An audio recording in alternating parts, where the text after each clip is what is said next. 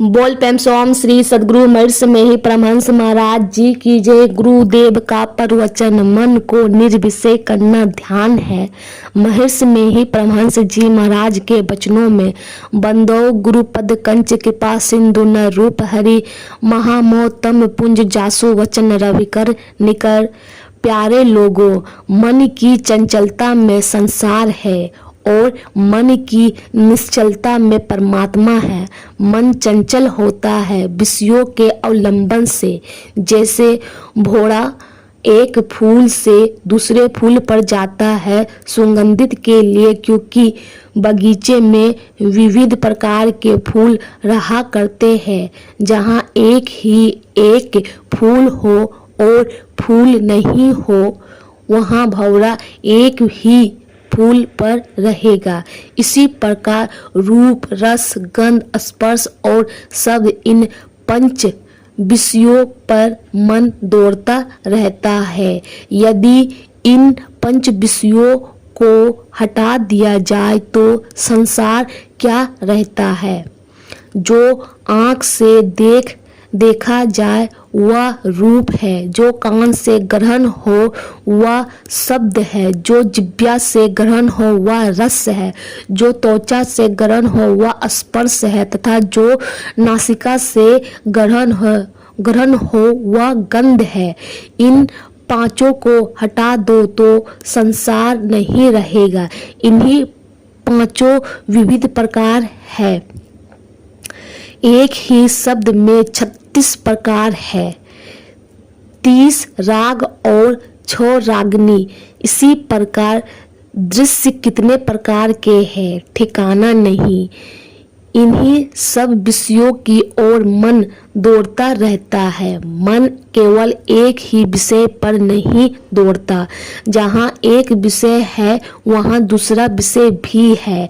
एक विषय दूसरे विषय का साथी है। इन सब विषयों में मन जब किसी एक विषय पर रहता है तो अन्य विषयों पर भी दौड़ता है। दूसरी बात यह है कि घर में बहुत चीजें हैं, सबको निकाल दीजिए तो केवल शून्य बच जाता है।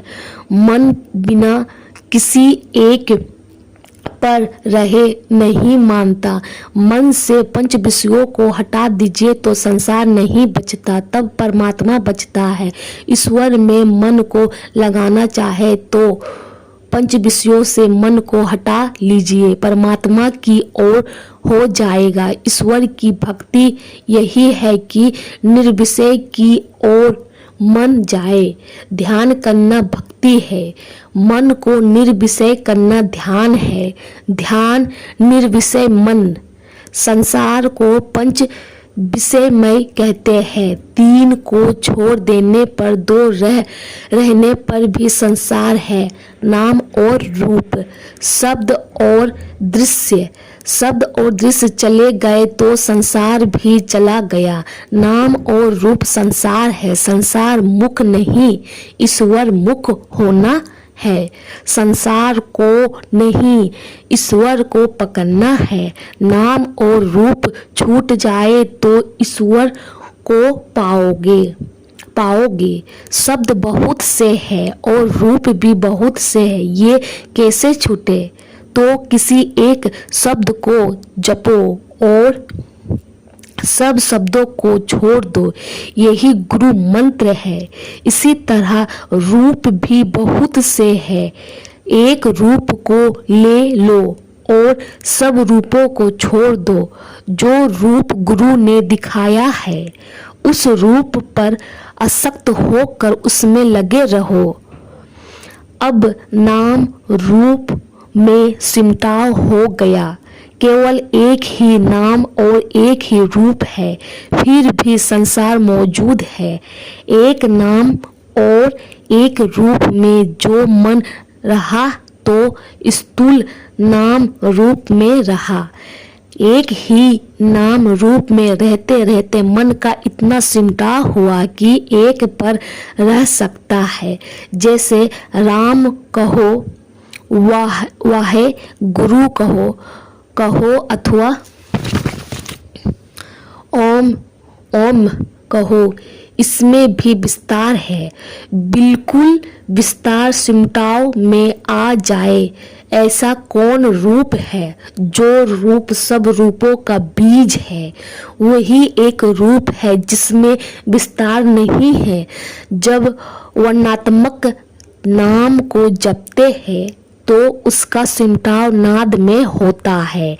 नाम का सिमटाव नाद में है और रूप का सिमटाव बिंदु में होता है। इसलिए बिंदु में सिमटाव होने से स्थूल से सूक्ष्म में चले आए। भगवान तो स्वर्गत है, बिंदु रूप भी हरि का है। औरन्य यान रूप का वर्णन श्रीमद् भागवत गीता में भगवान श्री कृष्ण ने किया है। बिंदु रूप भगवान का ज्योतिमय रूप है। इस दृष्टि से देखा नहीं जाता, दृष्टि योग अभ्यास से प्राप्त होता है। वह दिव्य दृष्टि है, फैली दृष्टि से नहीं, सिमटी दृष्टि से देखिए। ऐसा सिमटा हो ऐसा निशाना कि जिसका निशाना हो केवल वही रहे। अर्जुन, भीष्म, कर्ण सब का ऐसा निशाना था। दृष्टि समेटने के लिए बाहर मत देखो, अंदर देखो। फैली दृष्टि से नहीं, सिमटी दृष्टि से देखो। इसी तरह औरन्य यान रूप भगवान का दर्शन होता है, फिर भी सूक्ष्म जगत रहता है। इस दर्शन से भी ऊपर उठना होगा। विराट रूप जगत रूप है। जगत रूप से ऊपर उठने के लिए अरूपी को लेना होगा, इसलिए नाद लेना पड़ेगा।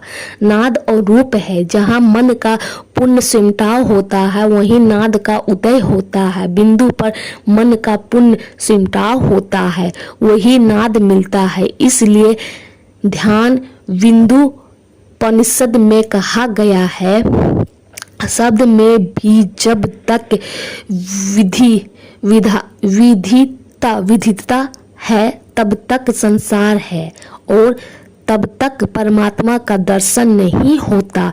जब अक्षर ब्रह्म में शब्द लय हो जाता है वही परमात्मा का दर्शन होता है। सूक्ष्म के बिना सगुण शब्द नहीं होता। शून्य से सगुण शब्द की उत्पत्ति है और वही लय भी होता है। उसी प्रकार ईश्वर से निर्गुण शब्द का उदय होता है और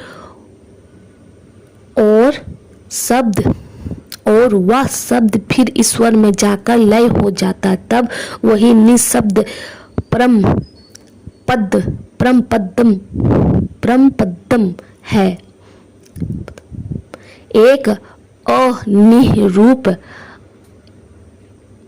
अनामा ही निशब्द परम पदम है। मन की स्थिरता में भक्ति है, मन की चंचलता में भक्ति नहीं है। नाम रूप के द्वारा इसको तप कर ईश्वर को प्राप्त करो, यही भक्ति है। पहले मन से कर्म करता है। मनुष्य पहले मन से कर्म करता है, फिर मन और देह दोनों से करता है। पहले सूक्ष्म मन से करता है, फिर सूक्ष्म मन का और स्थूल देह से करता है। इसलिए स्थूल जगत में आकर स्थूल देह और